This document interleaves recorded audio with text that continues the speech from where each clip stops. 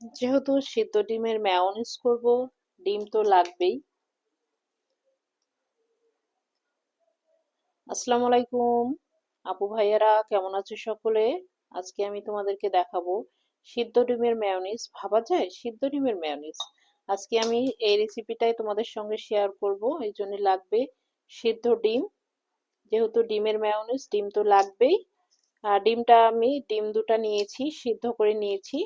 আপনারা বেশি মেয়োনিজ করতে চাইলে ডিমের পরিমাণটা বেশিও দিতে পারেন। আমি ডিমটা ছিলে নিব।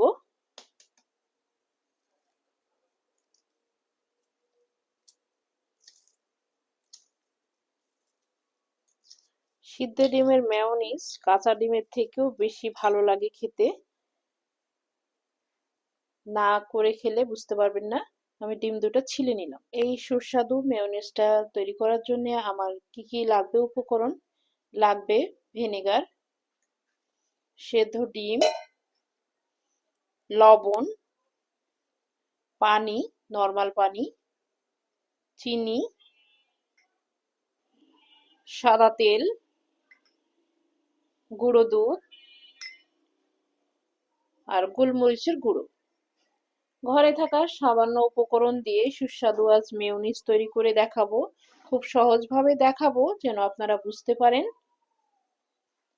আর নিয়েছি আমি একটা মিক্সি। আজকে আমি এই মিক্সিতে করেই মেয়োনিজটা করে দেখাবো। দিয়ে দিব দুইটা ডিম, দিয়ে দিব স্বাদ মতো আমি লবণ, হাফ চামচের মতো আমি লবণ দিলাম। দিয়ে দিব ব্লেন্ডারে ব্লেন্ড করার জন্য সামান্য পরিমাণ পানি। দিয়ে দিব চিনি। যে যেমন মিষ্টি খেতে পছন্দ করবেন মিষ্টিটা সে অনুপাতে দিয়ে দিবেন। আমি দিলাম 1 টেবিল চামচ চিনি। আর 5 টেবিল চামচের মতো আমি এখানে সাদা তেল ব্যবহার করেছি। আপনারা চাইলে অলিভ অয়েলও ব্যবহার করতে পারেন। আর এখানে 3 টেবিল চামচের মতো আমি গুঁড়ো দুধ নিয়েছি। গুঁড়ো দুধের কারণে মেয়োনিজটা খেতে ভালো লাগবে।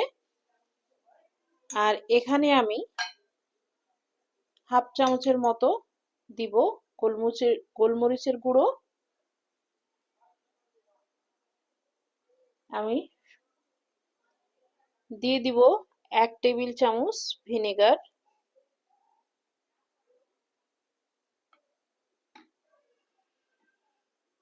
এখানে সব উপকরণ মিক্স করে নিয়েছি। ব্লেন্ডারের জারের মুখটা লাগিয়ে আমি এটা ব্লেন্ড করে নিব। ঢাকনা খুলে দেখাবো।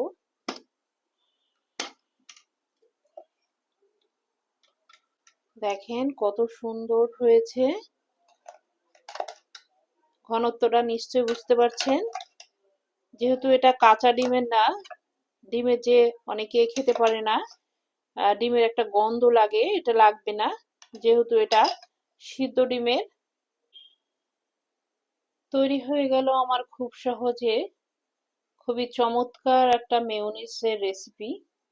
আশা করব আপনারা বাসায় ট্রাই করবেন। ফ্রাই, সিঙ্গাড়া, সামোসা, চপ যে কোনো কিছুর ক্ষেত্রে আপনারা এই মেয়োনিজটা বাসায় তৈরি করে স্বাস্থ্যকরভাবে খেতে পারেন। খুবই মজার হয় মেয়োনিজটা খেতে।